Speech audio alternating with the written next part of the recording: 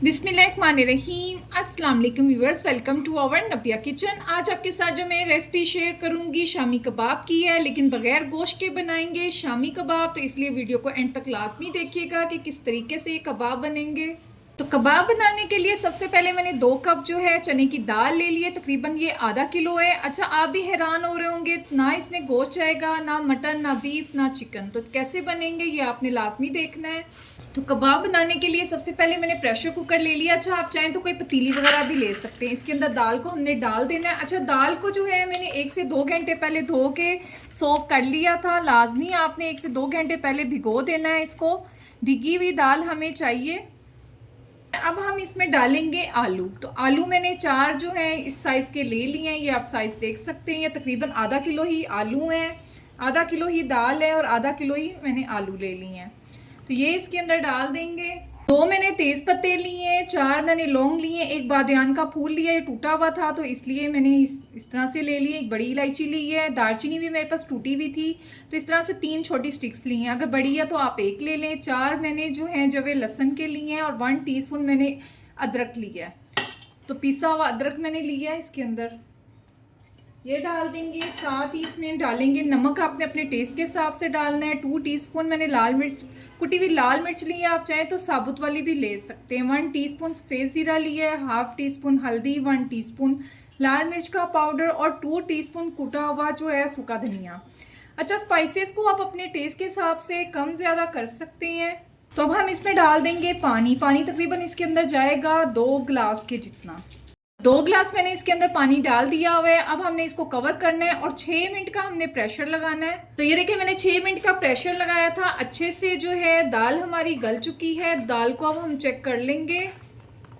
अच्छा, दाल की क्वालिटी पे भी डिपेंड करता है, ये देख सकते हैं। अगर आपको लगे कि आपकी दाल अभी कच्ची है या आलू कच्चे हैं तो आपने थोड़ा पानी कम हो तो थोड़ा सा पानी डाल देना। अगर पानी की ज़रूरत नहीं है तो ऐसे ही थोड़ा सा दोबारा से पका लेना है। तो आलू भी ये देखिए हमारे अच्छे से गल चुके हैं।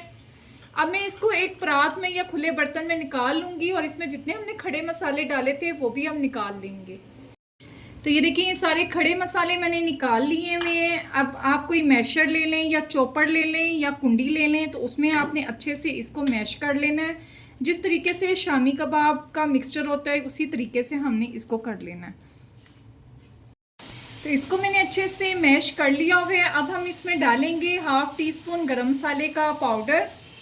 साथ ही इसमें हम डालेंगे कुछ हरी मिर्चें। तो 2 मैंने हरी मिर्चें ली थी, इनको छोटा छोटा काट लिया हुआ, ये डाल देंगे। थोड़े से मैंने पुदीने ले लिया था, पुदीने को काट के डाल दिया। थोड़ा सा हरा धनिया, तो इससे बड़ा अच्छा टेस्ट आता है धनिया पुदीने से, ये लाजमी आप डालिएगा। तो अब इसको अच्छे से हम मिक्स कर लेंगे। तो अच्छे से मैंने मिक्सिंग कर ली है। अच्छा, इस पॉइंट पे आपने अपने स्पाइसेस को टेस्ट कर लेना है। मुझे नमक कम लगा था तो मैंने इसके अंदर नमक को डाल दिया। अगर आपको मिर्चें भी कम लगें तो आप कुटी हुई मिर्च या हरी मिर्च का इस्तेमाल कर सकते हैं। अब हम इसको शेप देंगे टिक्कियों की। अच्छा, इस टिक्कियों को आप बर्गर में भी डाल सकते हैं, आप जो है बच्चों को लंच बॉक्स में दे सकते हैं, हाई टी वगैरह में भी रख सकते हैं, मेहमानों को भी दे सकते हैं। और जब आपको खुद को भूख लगे शाम की चाय के साथ भी आप लोग ये टिक्कियाँ बना के खा सकते हैं। इसको आप बना के रख लें, 1 से 2 महीने तक फ्रीज़र में रख दें, ये बिल्कुल ख़राब नहीं होंगी। जब दिल चाहे निकालें और इसको फ्राई कर लें। तो ये देखें, इस तरीके से मैंने जो है टिक्की को शेप दे लिया है। छोटे बड़े जो है अब आपकी मर्ज़ी है किस साइज़ की आपको ये चाहिए। तो इस तरह से कबाब की मैं शेप दे लूँगी। तो ये देखिए, मैंने इसको शेप दे ली है। मज़ेदार से हमारे आलू और दाल के कबाब बन के रेडी हो चुके हैं। इस पॉइंट पे आप इसको स्टोर कर सकते हैं। और ये इतने सारे बने हैं, ये देखें आप, तो बहुत सारे ये बन जाते हैं और बग़ैर गोश्त के फ्रेंडली बजट में ये जो है आपकी रेसिपी बन जाती है। तब हम अपने कबाब को फ्राई करेंगे। तो मैंने एक तवा ले लिया, आप चाहें तो कोई फ्राई पैन भी ले सकते हैं। इसके ऊपर ऑयल डाल दिया। कोटिंग करने के लिए मैंने 2 अंडे लिए थे, थोड़ा सा इसमें नमक डाला और थोड़ी सी कुटी हुई लाल मिर्च डाल दी।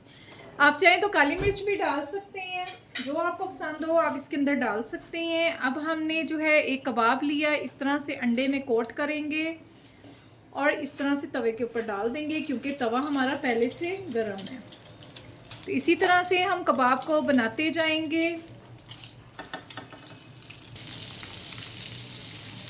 तो अब हमने अपने कबाब की साइड को टर्न कर देना है। जब अच्छा सा कलर आ जाए तो आपने इसकी साइड को टर्न कर देना है।